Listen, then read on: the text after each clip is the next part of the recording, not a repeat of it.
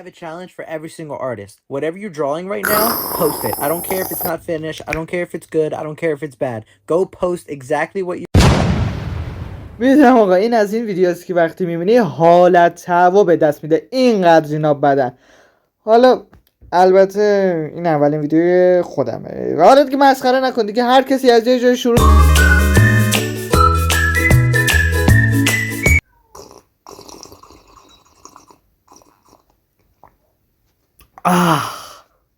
چی میخواستم بگم آجی؟ یادم یادم. سلام آقا. میدونم خطم خیلی بده، خودم هم از این موقع نمیتونم بخونم، ولی دیگه همینی که هست دیگه. آقا من یه مشکل دارم. من تا الان هر ویدیوی آپلود کردم شورت ویدیو بود و همشون زیر 1 دقیقه بودن. این ویدیو 8 دقیقه است. من بلد نیستم چی بگم. آقا من نمیدونم تا حالا توی کوچه، محله، خونه، مدرسه، فضا یا اصلا خودتون یه هنرمند دیدین یا نه؟ یا اصلا کسی که دستی در هنر براتر. آقا اینو ولش کن. آقا اصلا اینا موجودات عجیب غریبی هستن. مثلا خدا 2 تا موجود که عقل داره آفریده، 1 انسان، 2 هنرمند. ببین اصلا وقتی با این موجودا حرف میزنی، البته بگم تمام این چیزا رو رفیقام به من میگن، معلوم آقا فرق دارم با یک موجودی به نام انسان. حالا بهتون میگم یعنی چی. 1 بیشتر مواقع کارهای خودشون رو مسخره میکنن یا ادای تحریکی کشیدن رو در میارن و خلاصه. 2 بعضی روزا صبح میرن پشت یه نقاشی میشینن، شب از پشت اون بلند میشن، خودشون هم نمیفهمن کی کجا. 3 علاقه به شدت زیادی به ایرپاد دارن و خدایی نکرده اگر حرفه سیاه قلم کار کنه ایرپاد همیشه مشکیه. 4 همیشه پاکن خودشون رو گم میکنن، یعنی اگر یک بار اونو گم نکنن برش میدارن میندازن سطح آشغال، چون این گم نشده این پاکن جنس پاکن خوب نیست. ببین. 5 اکثر روزها این افرادو هیچ جا نمیتونی پیدا کنی به جز پینترست. یعنی همین الان که من دارم این ویدیو رو ضبط میکنم توی پینترستم. آقا اصلا من کجا هنر کجا؟ چی شد که من هنر مثل یه آدم 70 ساله که میره سراغ سرسره بازی به هم وصل شدیم؟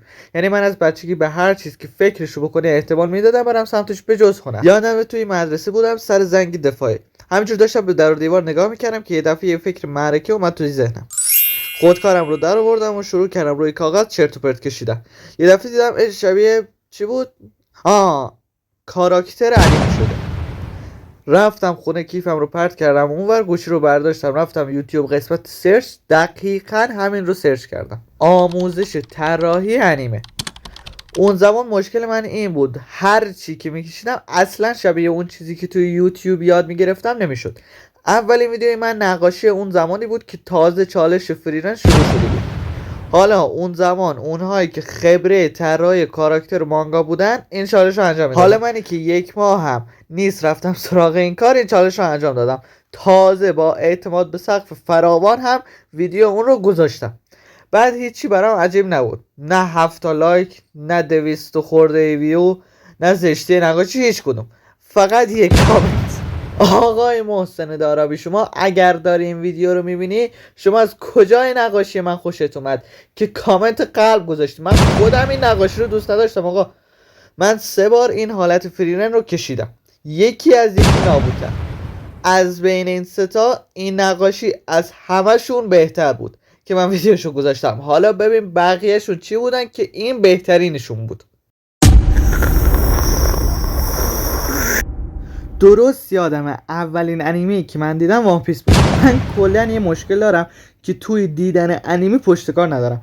مثلا وان پیس رو از 1000 قسمت فکر کنم 27 قسمتش رو دیدم، ولی البته آقا اینجا یه امتیاز دارم چون فصل اول لایو اکشن وان پیس رو دیدم در کنار اسکوید گیم. درست یادمه کلاس 7 بودم، از امتحانات خرداد برمیگشتم، صبح زود بود، هنوز ساعت 7:30 بود، خوابم هم پریده بود. میرفتم روی تخت یه قسمت اسکوید گیم و یه قسمت لایو اکشن وان پیس رو میدیدم. الان 3 سال گذشته، من قسمت 9 فصل 2 دیمون اسلایر و تا الان بهترین انیمه که دیدم اتکه و مسخره ترین و بدترین انیمه که دیدم از نظر خودم. اما موهیرو آکادمیه. انیمی که دلم میخواد ببینم ولی حالشو ندارم همون وان پیسه. 1000 قسمته. راستی ما یک دور همی داریم تو این چنل به نام انجمن که داره خاک میخوره. اگر دوست داشتین میتونین نقاشی یا طراحی هایی که از انیمه یا طبیعت 1000 چیز دیگه میکشی میتونید توی این انجمن ارسال کنید تا همه لذت ببرن. آقا من از بچگی نه از انیمه بدم میومد نه میدونستم اصلا چیه که برم سراغش. فقط چند بار چیزای شبیه انیمه توی برنامه کودک دیده بودم ولی نمیدونستم که آقا فرق داره و ژاپن میسازه و انیمیشن نیست تا کلاس هفتم که توی یوتیوب ادیتای زیادی از وان پیس دیدم. یه بار کنجکاو شدم و توی یوتیوب سرچ کردم وان پیس و دیدم که مثلا داستان کپی رایت و اینا. رفتم توی گوگل سرچ کردم وان پیس و از اونجا این داستان نقاشی‌های منو دیدن و انیمه و اینا شروع شد. من تا همین چند روز پیش از ساختن ویدیو فرار میکردم. یعنی واقعا نمیخواستم اینو بسازم. میدونستم چقدر سخت و برای ساختن ویدیو پوستم کنده شد تا بالاخره آقا تصمیم گرفتم که دیگه شورت رو بذارم کنار و یه دونه لانگ توی کانال بذارم.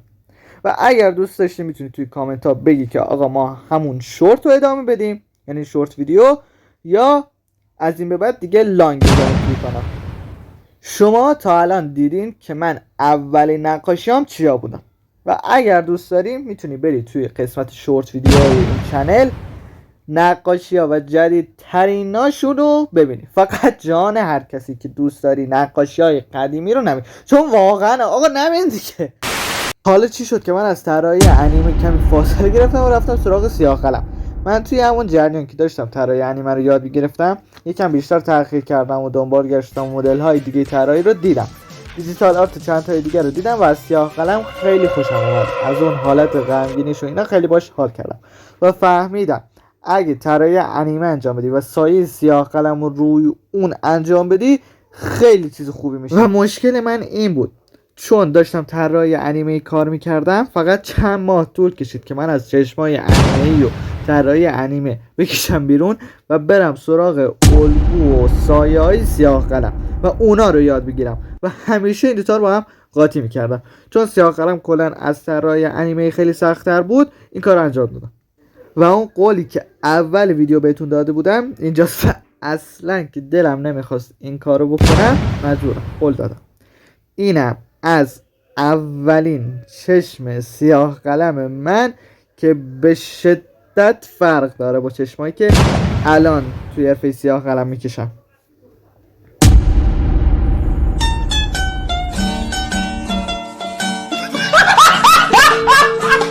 آقا من نقاشی رو نشون دادم نمیدونم چرا این ویدیو 8 دقیقه نمیشه.